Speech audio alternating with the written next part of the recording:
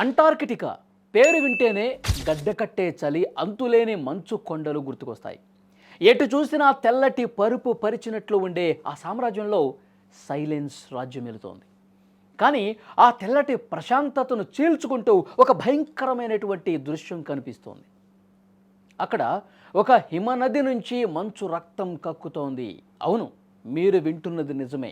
పాలలాంటి మంచు గోడల మధ్య నుండి చిక్కటి ఎర్రటి రంగులో ధారలు జాలువారుతుంటే అది చూసి ఎవరికైనా వెన్నులో వణుకు పుట్టాల్సిందే. ఇంతకీ ఆ తెల్లటి మంచులో రక్తం ఏంటి? అంటార్కిటికా మంచు గర్భంలో ఏదైనా భారీ గాయం జరిగిందా? అసలు ఈ ఎర్రటి ద్రవం ఎక్కడి నుంచి వస్తోంది? అది 1911వ సంవత్సరం. ప్రపంచం గడ్డకట్టే ఈ ఖండాన్ని అన్వేషిస్తున్నటువంటి సమయం. టేలర్ గ్లేసియర్ సమీపంలో శాస్త్రవేత్తలు మొదటిసారి ఈ వింతను చూసి ఆశ్చర్యపోయారు. తెల్లటి గ్లేసియర్ మధ్య నుంచి రక్తం కారుతున్నట్లుగా కనిపించే ఈ దృశ్యానికి బ్లడ్ ఫాల్స్ అని పేరు కూడా పెట్టారు.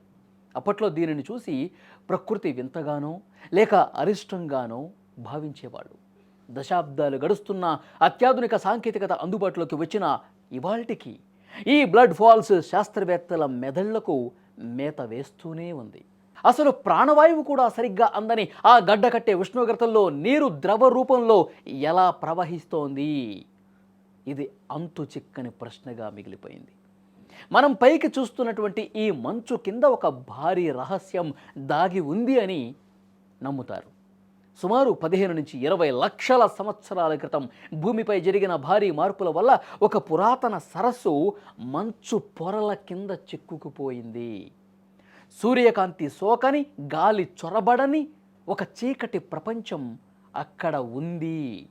దాదాపు 400 మీటర్ల లోతున గాలి వెలుతురు లేని ఆ బందీఖానాలో చిక్కుకున్న నీరు కాలక్రమంలో గ్లేసియర్లో ఏర్పడిన చిన్న చిన్న చీలికల ద్వారా బయటకు ఈ విధంగా వస్తోంది.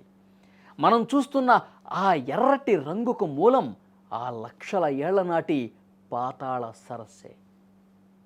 చాలామంది ఈ దృశ్యాన్ని చూసి అది రక్తమని భయపడతారు. కానీ దీని వెనుక అద్భుతమైనటువంటి సైన్స్ దాగుంది. ఆ మంచు కింద ఉన్న నీటిలో లవణీయత సముద్రపు నీటి కంటే 3 రెట్లు ఎక్కువగా ఉంటుంది. అందుకే అది గడ్డకట్టదు. అంతేకాదు, అందులో ఇనుము అత్యధికంగా ఉంటుంది. వేల ఏళ్లుగా ఆక్సిజన్కు దూరంగా ఉన్న ఆ నీరు బయటకు వచ్చి గాలిని తాకిన వెంటనే ఒక రసాయనిక చర్య జరుగుతుంది. మనం సాధారణంగా ఇనుమును బయటికి తీస్తే తుప్పు పట్టి ఎర్రగా ఏ విధంగా మారుతుందో గమనిస్తూనే ఉంటాం. గాలితో కలిసినప్పుడు ఆ నీరు కూడా అలాగే ఒక్కసారిగా రక్తపు రంగులోకి మారుతోంది. అదే మనకు బ్లడ్ ఫాల్స్లా కనిపిస్తోంది.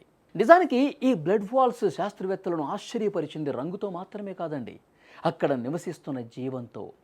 ఆక్సిజన్ లేదు, వెలుతురు లేదు, విపరీతమైన ఉప్పు నీరు, ఇలాంటి నరకప్రాయమైనటువంటి పరిస్థితుల్లో కూడా కొన్ని సూక్ష్మజీవులు అక్కడ జీవిస్తున్నాయి.